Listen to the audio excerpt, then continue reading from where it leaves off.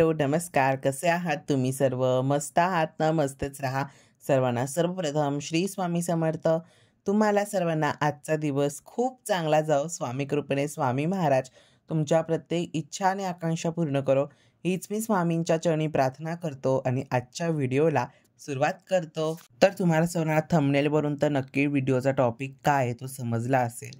तर मी आणि मनू आम्ही दोघं जण गेलो होतो ते म्हणजे सामान आणायला. तर डीमार्टमधनं सामान मागवलं होतं. मी, मम्मी, मनविता आम्ही तिघांनी मिळून मस्त सामान मागवलं होतं.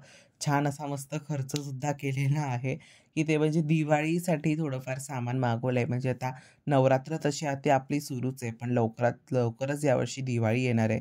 1 तारखेलाच म्हणजे अर्थात 1 नोव्हेंबरलाच लक्ष्मीपूजन आहे. सो म्हणून हळू तरी पटापटा तयारी सुरू केली पाहिजे म्हणून थोडंफार सामान मागवलं होतं. तर तेच आम्ही आणायला गेलो होतो ते म्हणजे डीमार्टला. ऑनलाईन मागवलं होतं आणि आमच्या इथे जे डीमार्ट आहे तिथे पिकअप पॉईंटसुद्धा आहे.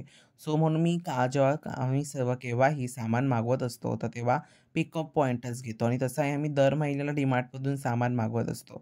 सो म्हणून आम्ही पिकअप पॉईंटच प्रत्येक वेळेला घेतो. आणि त्याच्यानंतर मला सगळ्यात हवी असणारी गोष्ट की ते म्हणजे घी पॉट. तर तो मी बरेच दिवस बघत होतो की कुठे भेटेल. ऑफलाईन तरी बघूयात म्हणजे दुकानात जाऊन वगैरे. पण ते काय मला शक्य नाही झालं. सो मला तो डीमार्टवरतीच अवेलेबल झाला. तर तो मी ऑर्डर केला आणि मग त्याच्यानंतर बरंचसं असं थोडक्यात जे सामान लागणार होतं ते.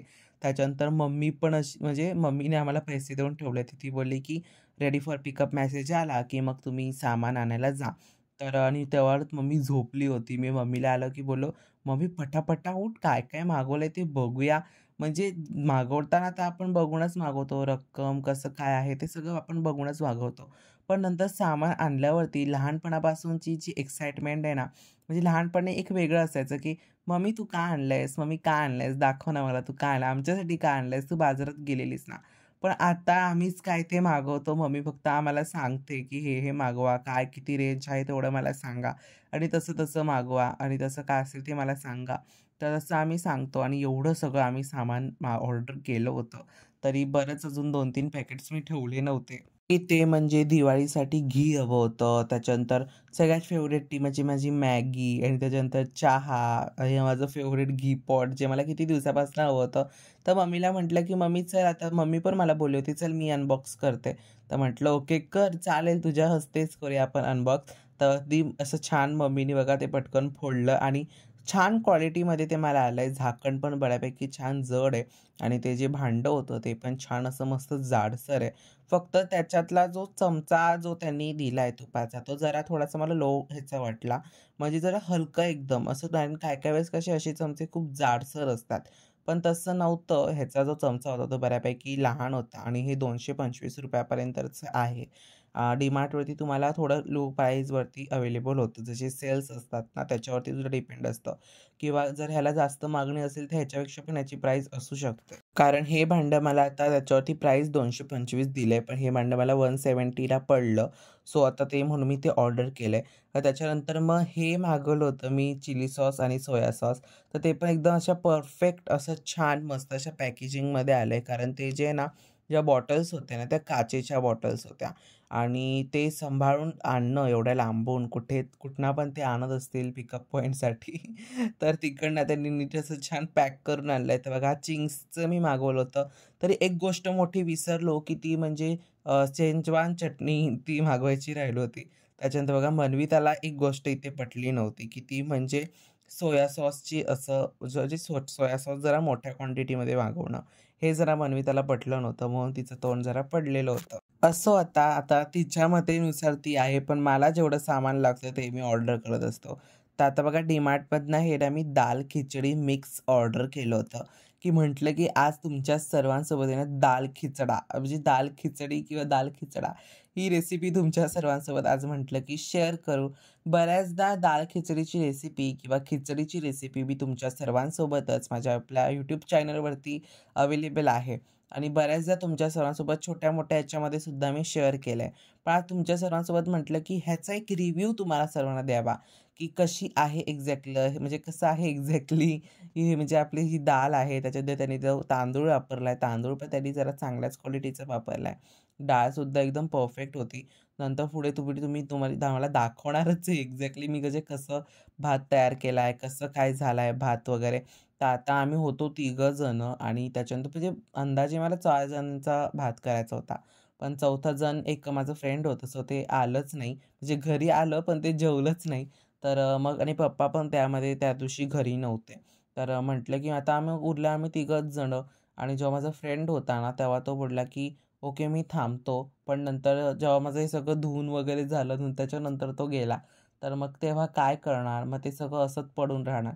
त्याच्यापेक्षा म्हटलं की जाऊ दे, करून टाकू, जरा जास्तच होईल. पण जाऊ दे. पण तुम्हाला खरंच सांगतो, एवढी मस्त टेस्ट झाली होती ना, तो भात सगळ्याच्या सगळा संपला. तर तुम्ही नक्की एकदा ऑर्डर करा. हे DMartवरती भेटतं. DMartला मिनिमम तुम्हाला 500 पर्यंत कमीत कमी मागवावं लागतं.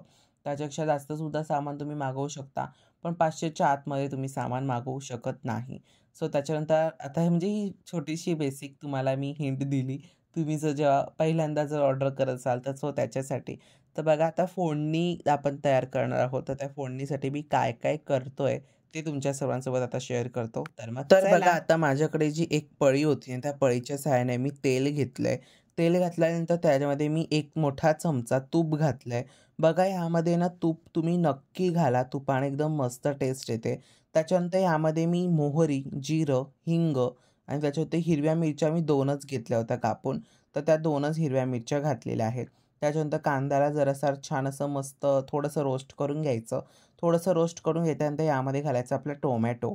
आता मी छान असा टोमॅटो घातला आणि टोमॅटोला नॉर्मलच म्हणजे आपल्या 50-60%च आपलं थोडंफार करून घ्यायचं आहे आणि त्याच्यानंतर लगेचच यामध्ये आपल्याला अद्रक लसूणची पेस्ट घालायची आहे. त्याच्यात मी तुम्हाला सांगतो यामध्ये किसून अद्रक लसूण तुम्ही अजिबात घालू नका. त्याची टेस्ट एवढी मस्त लागणार नाही, जेवढी टेस्ट तुम्हाला पेस्टची लागेल.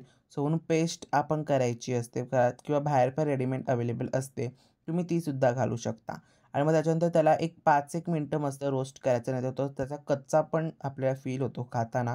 सो म्हणून त्याला त्याला छान रोस्ट करा. जेव्हा तुम्ही छान जेव्हा आपण आपली घालतो पेस्ट त्याच्यानंतर त्याला चांगलं रोस्ट करा. त्याच्यानंतर यामध्ये आता मी बटाटा घातलाय. बटाटा घेतल्याच्या नंतर त्याला पण जरा फार रोस्ट करून घेतलं. त्याच्यानंतर मसाले बघा काय-काय घेतले होते. त्याच्यामध्ये पहिलं मीठ होतं, माझा घरगुती मसाला होता. त्याच्यानंतर मी घेतला होता गरम मसाला, त्याच्यानंतर थोडासा कांदा लसूण मसाला. तर हे सगळे तुम्ही तुमच्या अकॉर्डिंग घेऊ शकता. त्याच्यानंतर एक लाल तिखट त्यामध्ये मी घेतलं होतं बस. आणि हे सगळं आता तुम्ही तुमच्या ह्याच्यानुसार बघू शकता, की तुम्ही किती तिखट खाता किंवा तुम्ही किती कसं खाता हे तुम्ही तुमच्या ह्याच्यानुसार बघायचं आहे. त्याच्यानंतर मसाले करपू नये म्हणून यामध्ये मी थोडंसं पाणी घातलं आहे. त्याच्यावर थोडंफार मस्त त्याला असं तेल सुटेस्तोवर असं थोडंफार छान फ्राय करून घेतलं आहे. त्याच्यानंतर मग आता ह्यामध्ये आता जो धुवून ठेवलेला भात होता, भात आणि डाळ मिक्सवालं. सो जे धुवून ठेवलं होतं स्वच्छ, तर आता त्याला मी छान असं त्यामध्ये घालणार आहे आणि ते घातल्यानंतर त्यालासुद्धा असं नसतं असं मिक्स करायचं आहे. पूर्ण डिटेली असं छान मिक्स करून घ्यायचं आणि बघा कसं म्हणजे एका साईडला शूटसुद्धा होतं आणि एका साईडला जेवणसुद्धा करायचं होतं. तर दोन्हीकडे असं माझं कधीतरी लक्ष राहत नाही. सो म्हणून आता थोडंसं ॲडजस्ट करून घ्या. पण तुमच्या सर्वांसोबत मी लवकरच शेअर करेन नीटनेटकं. त्याच्यानंतर तसंसुद्धा आता जर नीटनेटकंच आहे, तुम्हाला दिसेल असं प्रॉपरली मी कॅमेरा अरेंज केलेला आहे. त्याच्यानंतर बघा आता पाणी पण जर आपल्याला पातळ खिचडी करायची असेल, तर जरा जास्तच पाणी घालायचं. आता मी 3 कप म्हणजे 3 वाटी तांदळासाठी 1.5 तांब्याच्या पण पुढे पाणी घातलंय आणि वरनं कोथिंबीर घालायची. तर अगदी अशा पद्धतीने छान मस्त करायचं. त्याच्यानंतर झाकण लावायचं आणि मस्त 3 अशी विसील काढायची. त्याच्यावर बघा इतका टेस्टी आणि एकदम मस्त असा आपला दाल खिचडी जी होती ना ती तयार झाली आहे. मी खरंच सांगू तुम्हाला एवढा सगळा भात आमच्या तिघांमध्ये संपला. एवढं मस्त झालं होतं. त्याच्यानंतर मनिता पण तिचं काम करत होती लॅपटॉपवरती. त्याच्यानंतर मी कोशिंबीर केली होती. म्हणजे थोडंफार मला सुचलं की कोशिंबीर वगैरे करूयात पटकन अजून छान लागेल भात आणि असा छान मस्त आपला एकदम टेस्टी असे दाल खिचडी तयार आहे आणि त्याच्यानंतर त्यासोबत मस्त पापड घ्या आणि खास करून म्हणजे अशी कोशिंबीर घ्या. कोशिंबीरसोबत एकदम मस्त लागतो असं दाल खिचडी आणि पापड मात्र घ्या. तर एवढंच सगळं आपली प्लेट अशी छान आजारपणामध्ये सुद्धा तुम्ही अशा पद्धतीने करू शकता. नॉर्मल कधी कंटाळा आला जेवण बनवायला तेव्हासुद्धा असं तुम्ही करू शकता. चला तुम्हाला सर्वांना सांगतो, आजचा व्हिडिओ आवडला असेल तर चॅनलला लाईक करून सबस्क्राईब करायला विसरू नका. पुन्हा भेटूयात अशाच एका नवीन व्हिडिओमध्ये. तोपर्यंत सर्वांना बाय आणि सर्वांना श्री स्वामी समर्थ. आणि जर खिचडी ट्राय केली असेल तर मला कमेंट्समध्ये नक्की सांगा.